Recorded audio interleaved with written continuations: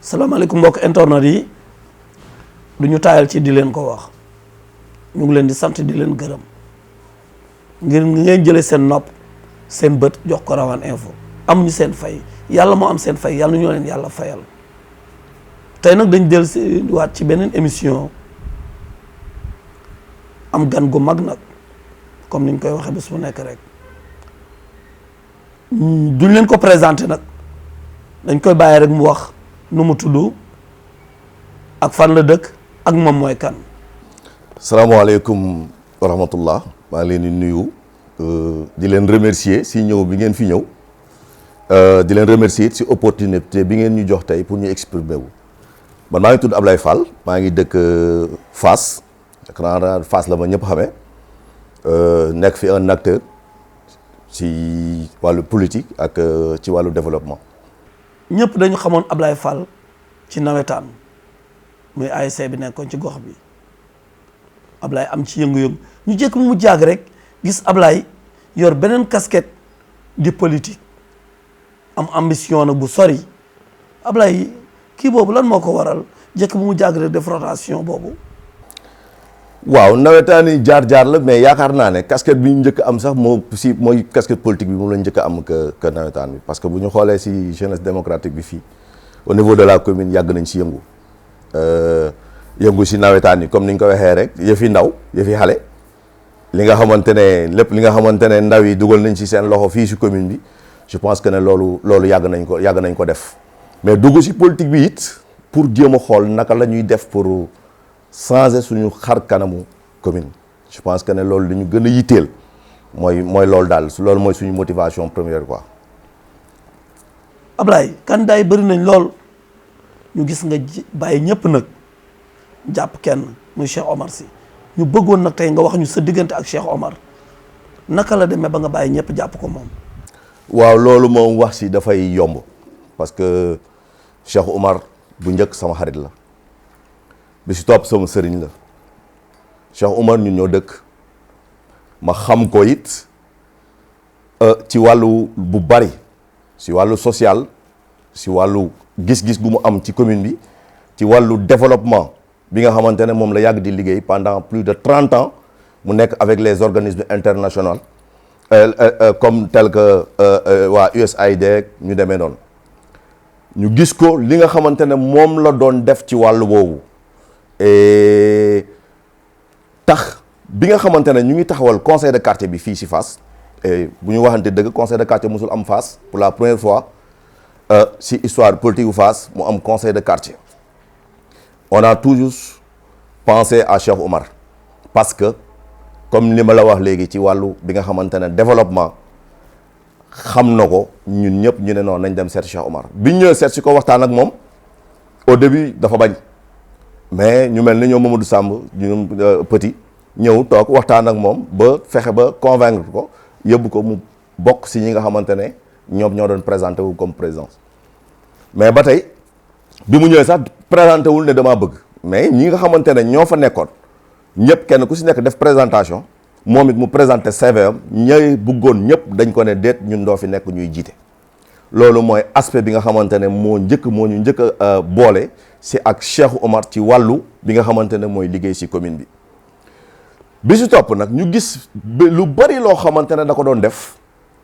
waaye muy am ay gàllankoor te mu leer ñu ne kii nit la koo xamante ne tey li muy def nii da koy def avec à cœur ouvert li muy def du loo xamante ne lu muy nëbb la wala loo xamante ne da ciy ut dara ëllëg mais gis nañ ne ñu ngi koy ay galgal dugal ay galgal ñu ne ko nag da ngay ñëw nag ñu dem yóbbu la si mairie bi te fi ñu toll nii moom suñu mbébét yëpp mooy xool naka lañ koy joxee commune Gueule Tapée Fass Colobane. Ablaye ci wàllu politique boobu dégg nañ ay transfert électeur yu dugg ci biir commune bi ndax yéen a ngi gëstu loolu wala gëstuwu leen ko. waaw transfert électeurs yi ñëpp def nañu ay transfert électeur je pense comme niñ koy waxee mais loolu ñu ngi leen di toog di xaar parce que xam nañu le nombre d'inscrits c'est 1571 xam nañu ñi nga xamante ne ñoom ñooy bindu yu bees xam nañ ñi nga xamante ne ñoom ñooy changé seen fi nga xamante ne foofu fii la ñu war a voté mais fii ku fi dëkk xam nañ la 1571 bari na bariwul xam nañu kon ni ñu ko waxee les primo-votants ñu ngi xaar nag dégg nañu ay rumeurs si par rapport ak loolu mais ñu ngi toog di xaar parce que ñu nit tooguñu rek di nelaw on va veiller sur ça incha allahu rabi je pense que ne du ñu nangu kenn ku nga xamante ne mu ngi jóge fenn ñëw fii si commune bi ne da ngay jéem a remplir ay urne wala ngay jéem a ñëw pour voter koo xamante ne nit ñi doyal nañ si moom duñ ko nangu. ñi nga xamante ne ñoo fi dëkk Gueule Tapée Fass Colobane xamante nañu kon ni ñu ko waxee les centres de vote bu si nekk dinañ xool naka lañ ciy veiller ba nga xamante ne lii yi rumeur yii daw je pense que ne sax xëy na ay rumeur la rek yaakaar naa ne nekkul si seen xel mais loolu moom nañ jàpp ne nous serons prêts pour ça. Ablaye ñu dem nag ci daj jëpp gi dégg nañ fi coow lu rëy ci muy wàllu parking yi nga xam ni moo amoon ci commune bi Ablaye jàppal Ablaye bàyyil Ablaye bëggoon nañ torop nga leeral ñu tey wàllu parking yooyu nu mu doon doxee ci commune bi. ah laajaat naa la ko parce que parking yi moom je pense que ne c'était un projet bu fi mairie bi andi woon avec waa PNLE programme national de lutte contre les encombrements et biñ ko andee it yaakaar naa ne amoon nañ benn partenaire bu ñuy wax Cananpi c'était des privés dirigés par monsieur Yombo moo fi nekkoon man moom moo ma jëloon ma koy liggéeyal parking yi Cananpi laa doon liggéeyal Cananpi moo ma doon fay Cananpi biñ fi jugee man maa téye parking yi pour quelque temps le temps que ñu def transition bi ñu andiwaat Smart City waaye Smart City bi ñu ñëwee man j'ai continué ak ñoom et wax dëgg yàlla xëy na nii nga xamante ne moom la ñu mbébéte woon pour parking yi moo amul mais boo xoolee wàllu développement ci dëkk je pense que ne parking moo koy développé parce que boo waxee parking di nga wax environnement di nga wax cadre de vie di nga wax installation anarchique yi nga xamante ne tey mu ngi fii ñu bëggoon ko dindi di nga wax mécaniciens yi ni ñuy taxawee fu leen neex di fa liggéeyee et je pense que ne loolu moo doon objectif bi nga xamante ne moo fi andi woon parking yi et bu ñu waxantee dëgg ça a échoué li nga ne xëy na nag du ma dugg si yenn détails mais par rapport au parking yi nga xamante ne moo fi ne niñ ko xalaate woon ak niñ ko bëggoon defee ak li nga xamante ne moom lañ gis non ça fait pas photo. waaw xam nga tey bu fekkee ne da nga am kilifa boo xamante ne xëy na ni mu war a taxawee du ko taxawee parce que partenaire bu ñëwee xaalis lay uti partenaire bu ñëwee dafay ñëw pour ut si xaalis yow yaa xam nag lu ngeen waxante mais yaakaar naa ne élément bi nga xam ne moo njëkk bi nga xamante ne parking yi moom la ñu waroon def gisoon nañ fi ñu installé woon fi ay parcs-mètres mais éléments yi njëkkoon moo doon aménager des parkings mais li ñu gis xëy na ak Smart City bi mu ñëwee commencé woon nañu peut-être di def yenn aménagement yi lu si mel ni peut-être rond point Sam aménagement bi fa njëkk ak Smart City ñoo ko doon def aménagement yooyu moo manqué si parking yi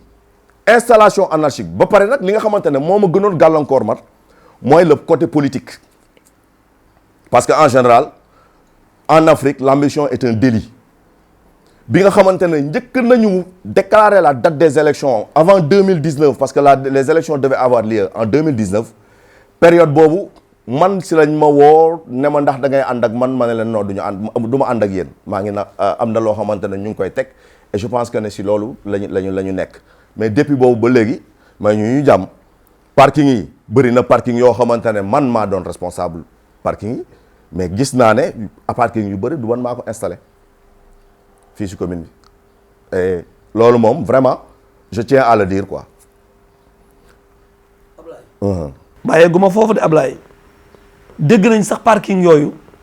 moom moo taxoon ñu dàqale yow ci mairie bi ñu bëggoon nag tey fii lay leere tey ci Ravane Info nga leeralal ñu loolu tey. waaw pour éclaircir loolu man kenn dàquma man duma ko ñuy dàq parce que bu fekkee ne wàllu liggéey la le maire lui-même da daan joxe exemple ci man ndax da daan wax ne xool leen ci Laye Fall il n'est pas avec moi en politique mais mu ngi liggéey même bu fekkee ne bëgg na xam ku àndaan ak moom ak ku àndul ak moom daf leen daan wax def leen kon Laye Fall kon man duma ko ñuy dàq sama dem nu mu demee comme ni ma la ko waxee man ay privé laa doon liggéeyal il fut un moment nag après le départ de Smart City la ma mairie bi doon commencé fay mais man mairie bi musuma fay que loolu nit ñi xam ko Smart City moo ma doon fay Smart City bi mu demee man maa téye parking yi pour quelque temps pour quelques mois mais après astafurlah Canaan Pi mais Smart City bi mu ñëwaatee ñu delloowaat ko parking yi Smart City moo ma doon fay et Smart City dem naa même le directeur li nga xamante ne dem naa ba nga xamante ne loolu laa waxante ak moom mu may fay à cause des problèmes politiques dem na ba nee ma non mënu ma la fay li doon na ma fay la moitié de mon salaire li nga xamante ne moom la ñu waxante woon mais li nga xamante ne moo ma ñoroon mooy liggéeyal sama commune et je pense que ne ñi nga xamante si la population juge exact xam nañ ne man ba may nekk si parking yi lu ma fa doon liggéey lu mucc ayib la bokkul ak li nga xamante ne moom la ñu gis tey loolu léegi nag dem nañu chaque instant dama doon gis que ne des fois dañu ne dañuy wàññi nit ñi dañuy wàññi éléments yi te bu ñuy wàññi toujours si élément samay élément lañ doon wàññi bi ma yoree parking dem naa ba def constat wu ne ñi nga xamante ne dañ leen di wàññi si stationnement bi yëpp dañ leen di delluwaat au niveau de la mairie et mën naa la citer ñu bari ñoo xamante ne dañ leen di jëlee stationnement yóbbu leen si mairie bi mais weer bi nga xamante ne damay bàyyi weer dafa jot suñu 7 éléments yoo xam ne stationnement bi la bokk kii wuñu fay ñu leen mais avant boobu am na benn société comme ni privé bu ma contacté woon par rapport ak li nga xamante ne moom la ñu bëgg def ne dañu bëgg installer dañu gagné benn commune muy Mermoz Sacré-Cœur ñu ñëw contacté ma waxtaan si ak ñoom mais jëluma si benn décision boo xamante ne demuma si le secrétaire municipal di Samba Balde waxtaan si ak moom dem si maire waxtaan si ak moom en personne mu ne ma loolu man ça m'intéresse bu ma amee ku ma privatiser parking yi ma kii leen mu ne ma ndax ay sénégalais lañ ma ne ko bien sûr que c'est des sénégalais mu ne ma andil ma leen ma ànd ak le directeur et son adjoint ñu ñëw bureau maire toog waxtaan ak moom defal ba ne maire demandé leen ñu defal ko proposition et def nañu proposition jox ko mais weer dee ñu téye suñu 7 éléments ma delluwaat si maire ne ko mais maire man maay politique weer bu dee da nga may fay musuñu ma ameel 1 franc bi nga xamante ne man maa yor parking yi mooy gannaaw Smart City mais ñii ngay ñàkk fay ni ñoom defuñu dara man maay politique bu fekkee ne dama lay gàllankoor wax ma man je te rends ma démission et puis li ma mënul comprendre mooy que ñi ngay dàqee chaque fois ci stationnement bi ñoom ñëpp ñu ngi liggéey si mairie bi et li may wax ni je le parle sous le contrôle du maire et de Babacar Diouf qui est le DAF jour boobu il a appelé le DAF mu ñëw toog par rapport ak loolu pour ñu waxtaan si loolu c'est après que j'ai rendu ma démission man du ma ko ñuy dàq Cheikh du ma ko ñuy dàq man maa démissionné dem liggéey fële et loolu vous pouvez aller le vérifier j'ai ma lettre de démission maa ngi copie bi vous pouvez aller le vérifier tamit au niveau de la mairie au niveau du secrétaire municipal qui est Samba Balde wala au niveau du maire même man maa démissionnel sama bopp demal sama bopp boobu ba léegi nag dégg naa ñuy wax ne dafa bàyyi commune am dem di liggéeyal beneen commune loolu wax bu yàqu la parce que man ku ma xam-xam ne commune Gueule Tapée Fass moo ma ñor je suis dans une société privée qui s'appelle Parkside ngeen baal ma ci bu dee publicité la mais du liggéey boo xamante ne da nga koy liggéey si mairie ba comme ni fi Smart City nekkee woon comme ni fi Canaan Pi nekkee woon bii c'est une société privée bu ñuy wax Parkside foofu laay liggéey et ñu may fay ay ñu nit ay jeunes lañ am nañu yaakaar ne dañu war a liggéey léegi nag suñu commune li ñu fi war a def ñu ngi koy def bu baax a baax j'espère mais ku la wax ne Laye Fall dañ ko dàq wala Laye Fall léeg-léeg loo kooku moom waxu yàq der la rek wala Laye Fall dafa bàyyi commune am dem liggéey feneen loolu moom wax bu yàqu la quoi waxu yàq der la. Ablaye élection yi nawetaan la candidat yi bëri nañ ñu bëggoon tey góor jigéen mag ndaw ñi nekk ci commune bi lan nga leen di diggal ci élection yi soo leen doon conseiller yow.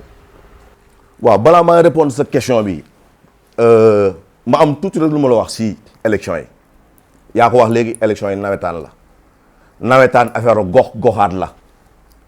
loolu moo tax ñun ñu xoolaat ñi nga xamante ne ñoo nekk ci commune bi yëpp muy góor muy jigéen muy mag ak ndaw ñu ne ñun waratuñu bàyyi rek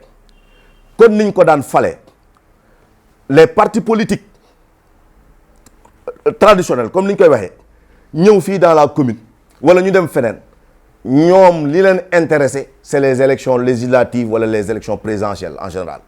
parce que dañ la koy wax élection locale mooy primaire u élection présidentielle yi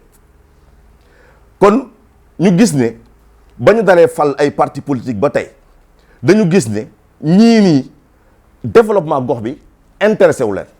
wala lu tuuti lañ fay def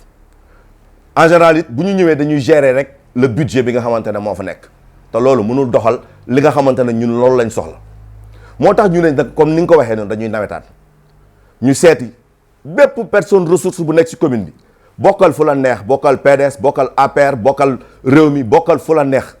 li nga xamante ne moo ñu intéressé mooy que suñu commune cette fois-ci duñ ko tayle duñ ko abale duñ ko jaay dañ koy jël teel ko suñu bopp et si loolu et je pense que ne loolu moo tax ñu tànn Cheikh Oumar Sy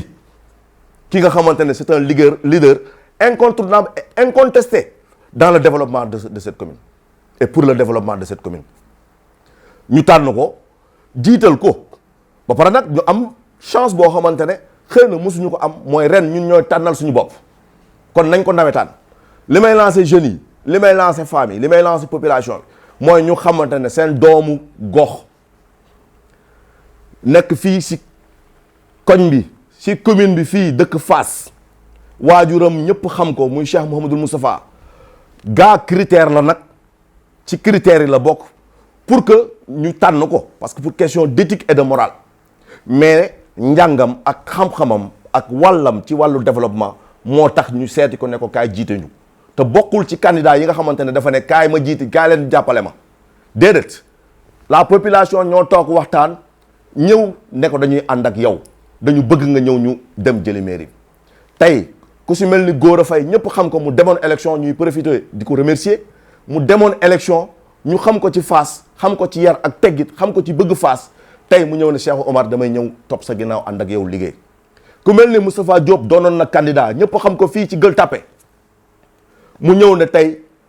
Cheikh Omar bàyyi naa sama candidat fële damay ñëw ànd ak yow ñu liggéey ku mel ni Mansour Mbengue nekk président penc def Gueule Tapée lu ne bii Covid bii passé ñooñu ay exemple lañ ñi ma lay citer nii fexe nañu ba kër bu nekk biir Gueule Tapée ñu dugal fa benn saaku ceeb te yoruñu mairie yoruñu leneen lu dul mairie seen poche bopp lañ ko def fexe nañ ba loolu def ko foofu au niveau de la Gueule Tapée ñu mel noonu nag boo leen amee da nga leen war a téye ak fukki loxo ku mel ni Cheikh Omar c'est une chance pour la commune xuloowuñu nag xulooloowuñu kenn xeexloowuñu kenn li nga xam ne moo ñu intéressé mooy que bu ñu amee lu ñu naqari nañ ko wane par les urnes le jour du 23 janvier ñëpp wan li ñu ne ñi fi nekk nii li ñu soxla woon ñun pour développer suñu commune gis ñu ko si yéen ki nga xamante ne moom la ñu am yaakaar tey mu am un programme basé sur 7 axes am nañu yaakaar ci moom ci wàllu waa këram mais am nañu wàllu yaakaar ci moom ci wàllu xam-xamam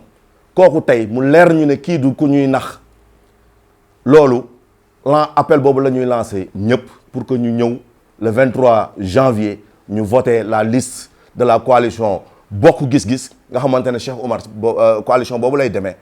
incha allahu rabbi léegi mbébétu Gueule Tapée Fass Colobane yëpp changé man sama objectif mooy que tey les deux voies bii nga xamante ne moom la ñuy gis nii mu set wicc nit ñi dafa mën di doxantu nit ñi dafa mën a toog nit ñi dafa mën a ba beewu Soumbédioune canal 4 bi gis ngeen programme bi mu ci wax xalaat na koo tëj xalaat na koo def benn place bu mucc ayib boo xamante ne ñi fa war a liggéey dinañ fa liggéey ñi fa war a féexloo dinañ fa féexloo ñi fa war a gaare dinañ fa gaare je pense que ne loolu moo mën a développer suñu gox sur le plan de l'environnement dégg ngeen projet lu mu wax suuf bëggatuñ ko ci commune bi parce que ñun ñooy seule commune bi nekk diggu Ndakaaru Njaay tey ñu gis fi 5,5 kilomètres de sable te loolu jaaduwul moom wax nañu ne te leer nañu ne naxuñu que ne buñ ko falee suuf dootul am ci commune bi gis nañ fi boobu ba léegi ñu gas fi ay tali kenn xamul nawet bii passé am na ku fa daanu ba tànk bi damm gis nga dañ ko mujjoo suul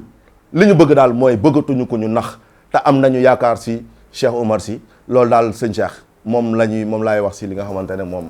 mooy laaj bi ma laaj. Ablaye ñu ngi lay sant di la gërëm ni nga jëlee sa temps jox ko Rawaan Info tey pour leeralal waa commune bi lépp li xewoon dañ lay laaj rek sa kàddu muy ju lan la Ablaye. waaw di leen gërëm di gërëm waa Rawaan Info di gërëm waa commune Gueule Tapée Fass Colobane yëpp ci confiance bi nga xamante ne moom accordé nañ ci ko te xam nañ ne loolu crédit boobu mu ngi si ñun modeste par modestie et di wax ñëpp ne am nañu candidat muy Cheikh Omar candidat commune bi la on a une liste citoyenne boo xamante ne ñëpp a ngi si biir les associations les ASC les femmes les jeunes ñëpp a ngi si biir ñu xam ne rek ne commune bi moo ñu ñor te commune bi la ñu bëgg mu changer te ñu def ko dans la paix wasalaam jërëjëf. mbokk internet yi amuñu seen fay Rawaan Info mu ngi leen sant di leen gërëm ci commentaire yi ci aimé yi di leen wax ni leen chaîne bi yéen a ko moom commune bee ko moom du pour kenn kon ñu ngi leen di sant di leen gërëm ubbi nañ buntu yëpp nag ci yéen la des mbokk internet yi jërë ngeen jëf merci ba beneen émission incha allah.